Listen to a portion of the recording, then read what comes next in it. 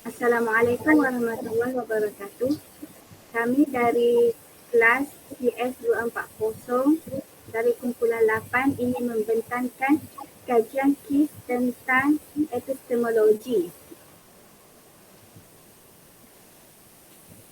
Pertama sekali saya ingin memperkenalkan diri saya. Nama saya Siti Nurhaliza binti Abdul Rahim. Saya Nur Izzah binti Muhammad Abdul Ghani. Saya Nur Syamimi binti Muhammad Zaman. Saya Nik Nur Ilham binti Rosman.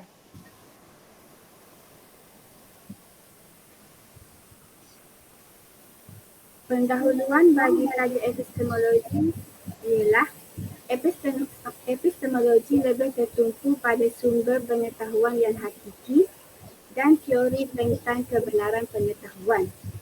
Perbahasan sumber pengetahuan tertumpu kepada 4, iaitu akal fikiran, panca indera, intuisi iaitu ilham dan kritik. Namun bagi orang Islam, wahyu menjadi sumber pengetahuan mutlak dan sumber-sumber lain akan tertolak jikalau bertentangan dengan wahyu. Mengenai teori tentang kebenaran pengetahuan dapat digambarkan dengan pola korespondensi, penetrasi dan praktik parametris.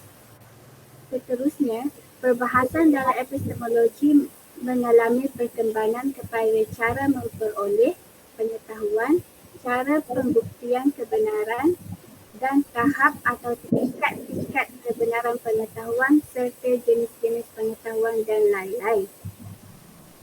Seterusnya perkembangan epistemologi dan kesan terhadap kehidupan. Perkembangan epistemologi dan kesan terhadap kehidupan. Perkembangan epistemologi boleh dibahagikan dari dua sudut iaitu Barat dan Islam. Epistemologi Barat meminggirkan agama sehingga mewujudkan dualisme. Fahaman dualisme dan sekularisme yang menjadi doktrin falsafah Barat bersifat memisahkan agama dan ilmu pengetahuan. Agama tidak mempunyai peranan dalam kehidupan kecuali dalam hal-hal peribadi dan peribadatan. Oleh itu, dalam epistemologi Barat, sumber untuk mendapatkan pengetahuan tertumpu pada akal, iaitu mewujudkan falsafah rasionalisme dan panca indera mewujudkan falsafah empirisme. Antara watak yang mengembang dan mempopularkan empirisme ialah John Locke, iaitu pada tahun 1632 hingga 1704, dan rasionalisme ialah Rene Descartes sekitar 1586 hingga 1650 Masihi. Kedua-dua falsafah ini tidak memberi tempat kepada agama sebagai sumber ilmu pengetahuan. Kemudian, berkembang pula falsafah kritisme oleh ahli falsafah Immanuel Kant sekitar 1724 hingga 1804 dan falsafah positivisme oleh Auguste Comte sekitar 1798 dan 1857. Kant telah mensintesiskan atau menggabung antara rasionalisme dan empirisme.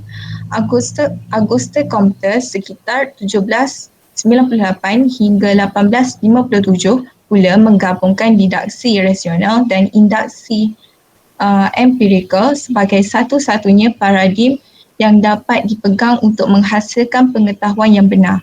Pemikiran epistemologi sebegini telah lama wujud sebelum Socrates, iaitu sekitar 470 hingga 399 Masihi lagi. Mereka menekankan penggunaan panca indera seperti Heraklitus sekitar 535 hingga 475 Masihi dan akal seperti Parmenides 540 hingga 475 Masihi. Begitu juga pengetahuan tentang realiti atau kebenaran objektif. Kemudian, pemikiran epistemologi berkembang lagi pada zaman Socrates dan Aristotle. Era modernisme menyaksikan epistemologi epistemologi barat berpandukan sepenuhnya kepada akal dan panca indera. Pasca modisme pula, epistemologi menjadi bertambah kacau bilau dengan kewujudan golongan relativism dan agnotism dan ismi-ismi lain yang berkembang dengannya. Kita beralih ke slide seterusnya. Kesan epistemologi. Epistemologi membantu seseorang melihat apa yang mungkin dan apa yang tidak mungkin dalam bidang masing-masing. Yang kedua, perlu mengetahui ada objek yang kurang manfaat dan mudarat adalah lebih besar sehingga tidak perlu diketahui meskipun mungkin diketahui. Yang ketiga, memahami pola pemikiran iaitu cara dan arah manusia berfikir. Cara dan sumber dapat mengubah jalur pemikiran seseorang. Yang keempat, epistemologi menentukan kemajuan sains dan teknologi. Yang kelima, hakikat ilmu dan pengetahuan. Seterusnya, kebenaran dan kepastian. Kesan epistemologi yang terakhir ialah hakikat kehendak dan kebebasan manusia dalam pengetahuan. Saya serahkan slide seterusnya kepada Siti Nurhalizah. Seterusnya, kaedah dan sumber perolehan ilmu. Sumber-sumber epistemologi terdiri daripada 4 sumber iaitu panca indera, al-hawas al-khamsah, akal fikiran yang sihat, al-aqli, al-salim, berita yang benar, al-khabar al-sadiq dan intuisi iaitu ilham. Seterusnya saluran utama sumber epistemologi. Yang pertama ialah panca indera. Saluran panca indera ini merupakan deria luaran yang membekalkan maklumat berkenaan tentang alam sekeliling manusia. Sumber-sumber ini adalah data yang bersifat empirikal yang diperolehi daripada 5 fakulti utama yang melibatkan organ-organ manusia dan haiwan seperti mata untuk melihat, telinga untuk mendengar, lidah untuk merasa, kulit untuk menyentuh dan hidung untuk menghidu. Yang kedua adalah akal fikiran yang sihat iaitu al-aqli salim. Menurut al-atas, menambah perkataan sihat bagi perkataan akal kerana akal yang mudah dipengaruhi oleh imajinasi dan ramalan yang terkadang boleh menghasilkan keputusan yang salah walaupun berdasarkan kepada maklumat yang betul. Sementara itu, Ibn Rushd juga menyatakan bahawa operasi akal dalam menghasilkan sumber ilmu adalah berdasarkan kepada 3 kerja asas iaitu mengekstrak, menggabung dan menilai. Ketiga-tiga asas ini merupakan tindakan akal dalam mencerap sesuatu gagasan maupun konsep yang bersifat universal dan hakiki. Sumber yang ketiga ialah berita yang benar iaitu al-khabar al-sadiq. Sumber ini terdiri daripada 2 jenis iaitu sumber yang berasaskan wahyu, Al-Quran dan sumber-sumber mutawil. Al-Quran menjadi sebagai sumber utama ilmu tidak dapat diragukan lagi kerana ia adalah kebenaran mutlak yang membawa kepada keyakinan. Seterusnya, sumber yang ketiga ialah berita yang benar, Al-Khabar Al-Sadiq. Sumber ini terdapat 2 jenis iaitu sumber yang berasaskan wahyu, Al-Quran dan sumber-sumber mutawil. Al-Quran sebagai sumber utama ilmu tidak dapat diragukan lagi kerana ia adalah kebenaran mutlak yang membawa kepada keyakinan. Seterusnya, sumber-sumber mutawil pula merujuk kepada semua data atau maklumat yang diambil dari banyak sumber lain secara bersambungan sehingga sampai kepada suatu jumlah bilangan pelapor tertentu yang menyebabkan tidak dapat diragui lagi tentang kebenaran data tersebut. Tambahan lagi, Sumber-sumber bersifat mutawal ini didasarkan kepada pelapor yang mempunyai ketinggian akhlak yang tidak mungkin sama sekali melakukan sebarang pembohongan atau pemalsuan terhadap maklumat yang disampaikan. Sumber yang terakhir ialah intuisi atau ilham. Intuisi atau ilham merupakan sumber ilmu bersifat dalaman yang berkaitan dengan hati, jiwa dan batin seseorang dalam memberikan sesuatu pengetahuan. Pencapaian ilmu melalui jalan ilham merupakan campakan maklumat ke dalam hati insan tanpa perlu berusaha dan belajar. Al-Ghazali menyatakan bahawa asas untuk menerima ilham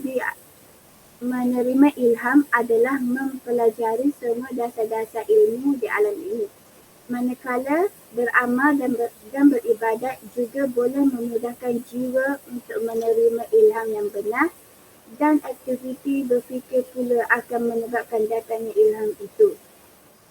Al-Atas juga turut menyatakan bahawa intuisi atau ilham merupakan salah satu saluran yang sah dan penting dalam menghasilkan pengetahuan yang berbentuk kreatif. Aktiviti seperti membaca, berfikir, melakukan eksperimen dan berdoa merupakan salah satu daripada usaha untuk menghasilkan ilmu melalui saluran ilham. Seterusnya kita beralih kepada slide teori-teori tentang kebenaran.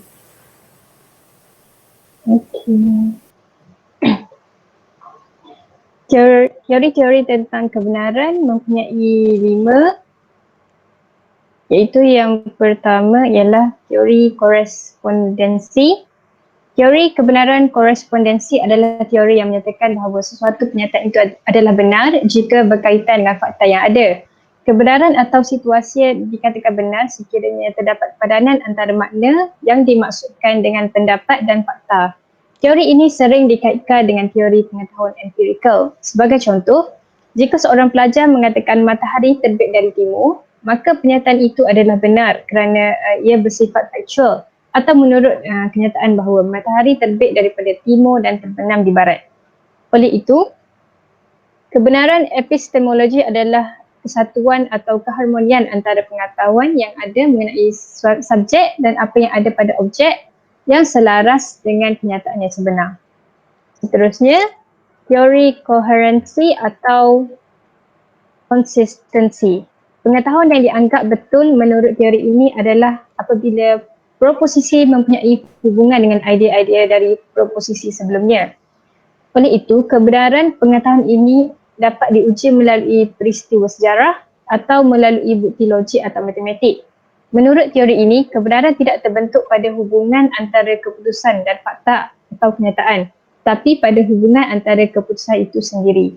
Dengan kata lain, kebenaran ditegakkan pada hubungan antara keputusan baru dan keputusan lain yang sudah kita ketahui dan kebenaran mereka terlebih dahulu. Teori kebenaran koherensi adalah teori kebenaran yang berdasarkan kriteria koheren atau konsistensi. Pernyataan ini mengikuti atau membawa kepada pernyataan lain. Seterusnya ialah teori pragmatik. Pengetahuan atau proposisi dianggap benar menurut teori ini jika proposisi tersebut mempunyai akibat praktikal seperti yang terdapat dalam pernyataan itu sendiri. Maka menurut teori ini tidak ada kebenaran mutlak, universal, bebas dan tetap. Menurut teori ini sama ada pernyataan, hujah atau teori itu benar atau tidak hanya bergantung pada prinsip faedah. Sesuatu dianggap betul jika mendatangkan faedah dan dikatakan salah sekiranya tidak memberi manfaat kepada kehidupan manusia. Teori kebenaran pragmatik adalah teori yang menyatakan bahawa makna idea dibatasi dengan merujuk kepada akibat saintifik, pribadi atau sosial. Teori ini juga dikenali sebagai teori yang dapat menyelesaikan semua aspek masalah. Kemudian teori performatif. Teori ini menyatakan bahawa kebenaran diputuskan atau dikemukakan oleh pihak berkuasa tertentu. Contohnya mengenai penentuan 1 Syawal. Orang berpendapat bahawa apa yang benar adalah apa yang diputuskan oleh pihak berkuasa tertentu walaupun keputusan ini sering bertentangan dengan empirikal bukti. Pemegang kuasa rujukan boleh menjadi pemerintah, pemimpin agama, pemimpin tradisional, pemimpin masyarakat dan sebagainya. Kebenaran ini boleh membawa kepada kehidupan sosial yang harmoni, kehidupan beragama yang teratur, adat yang stabil dan sebagainya. Yang terakhir ialah agama sebagai teori kebenaran. Manusia adalah makhluk mencari kebenaran. Salah satu cara untuk mencari kebenaran adalah melalui agama. Agama dengan ciri-cirinya yang sendiri memberikan jawapan kepada semua persoalan manusia yang ditanyakan oleh manusia, baik mengenai alam, manusia dan juga Tuhan. Sekiranya tiga teori kebenaran sebelumnya mengutamakan akal, nisbah dan akal manusia, maka dalam teori ini mengemukakan wahyu yang datang dari Tuhan berakal dalam mencapai sains yang betul dan berfikir setelah melakukan penyelidikan dan pengalaman. Manakala manusia mencari dan menentukan kebenaran sesuatu dalam agama dengan menyoal atau mencari jawapan untuk masalah asas dari kitab suci. Maka sesuatu dianggap benar jika sesuai dengan ajaran agama atau wahyu, iaitu sebagai penentu kebenaran mutlak. Seterusnya, epistemologi untuk kegunaan kehidupan. Epistemologi bermula dengan langkah-langkah berikut, iaitu perumusan masalah, merangka kerangka pemikiran, merumuskan hipotesis dan membuat kesimpulan. Nilai kegunaan ilmu bergantung kepada manusia yang memanfaatkannya. Pada mulanya, kita akan mengetahui kewujudan pengetahuan sesuatu melalui 5 diri kita. Kemudian maklumat yang kita peroleh melalui panca indera kemudiannya akan dianalisis oleh minda kita. Akal yang akan mengklasifikasikan semua maklumat yang kami terima menjadi sains mengenai sesuatu tersebut. Epistemologi mengajar kita tentang jenis-jenis ilmu dan klasifikasinya. Contohnya, klasifikasi ilmu kepada ilmu sains kemanusiaan dan ilmu sains tulen. Ilmu sains tulen adalah seperti fizik, kimia, biologi, matematik dan lain-lain. Manakala sains sosial adalah seperti politik, ekonomi, undang-undang, pendidikan, komunikasi, linguistik dan sebagainya. Dalam Islam, ilmu diklasifikasi sebagai ilmu akli dan ilmu nakli. Ilmu nakli adalah ilmu berdasarkan wahyu seperti ilmu tentang cara bersolat, dan ilmu akli ialah ilmu berdasarkan akal dan eksperimen seperti ilmu sains. Imam Al-Ghazali membagikan ilmu kepada fardu ain dan fardu kifayah. Seterusnya, definisi ilmu. Ilmu dapat dirumuskan iaitu ilmu merupakan satu kelebihan pada dirinya secara mutlak tanpa dihubungkan kepada lain, dan ilmu merupakan sifat kesempurnaan bagi Allah Subhanahu Wa Taala dan kemuliaan bagi malaikat dan rasul-rasul. Seterusnya, ilmu adalah hakikat semua perkara di mana ilmu adalah pengetahuan yang tidak dapat diragui yang dikenali sebagai ilmu al-yakin. Selain itu, ilmu juga menyingkapkan sesuatu perkara dengan keyakinan yang sebenar-benarnya sehingga tiada ragu-ragu atau sebarang keliru. Epistemologi Islam amat menekankan ilmu yang bertaraf keyakinan dalam matlamat akhir sesuatu perkara yang mempunyai unsur-unsur kebenaran secara mutlak. Dalam erti kata lain, sesuatu yang diterima sebagai benar itu adalah berasaskan kepada ilmu al-yakin. Manakala yang tidak benar adalah berlawanan dengan ciri-ciri tersebut. Konsep ilmu al-yakin ialah ilmu yang boleh mendedahkan sesuatu secara jelas di mana sebarang keraguan dan tidak mungkin wujudnya unsur kekeliruan. Dalam epistemologi Islam di mana hal-hal yang melibatkan persoalan akidah, Islam dan syariah memerlukan taraf keyakinan yang tinggi dalam pencapaian sesuatu maklumat. Seterusnya, saya akan serahkan slide kepada Syamimi. Perbandingan Islam dan Barat serta senarionya. Dalam senario Islam, ianya berpandukan atas sumber nakliyah iaitu wahyu dan tidak menolak faktor akliyah yang berasaskan penyuburan akal dan perkembangan pemikiran. Ilmu fardu ain seperti akidah, ibadah, akhlak, syariah dan lain-lain menjadi tunjang dan membentuk gandingan dengan ilmu fardu kifayah seperti sains, teknologi dan ilmu-ilmu kemanusiaan. Ilmu-ilmu akal ialah ilmu yang berkaitan bidang sains, sastra, matematik, astronomi dan seumpamanya yang dipelajari dan difahami berdasarkan keupayaan panca indera dan pemahaman akal. Seterusnya adalah senario bagi Barat. Ianya hanya berpandukan fakta, data dan hasil uji kaji menggunakan akal dan panca indera semata-mata. Mereka melihat manusia dan benda sebagai alat. Ia tidak dilihat sebagai satu proses penciptaan dan pengembangannya berlaku secara kebetulan yang tertakluk kepada pengaruh persekitaran dan fenomena. Barat telah mengembangkan idea sekularisme sebagai strategi dasar dalam semua bidang pembangunan kehidupan manusia. Seterusnya adalah kajian kes.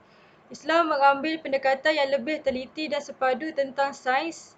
Islam tidak menentang usaha-usaha penyelidikan mendapatkan data dan fakta, menghasilkan hipotesis dan mencipta teori.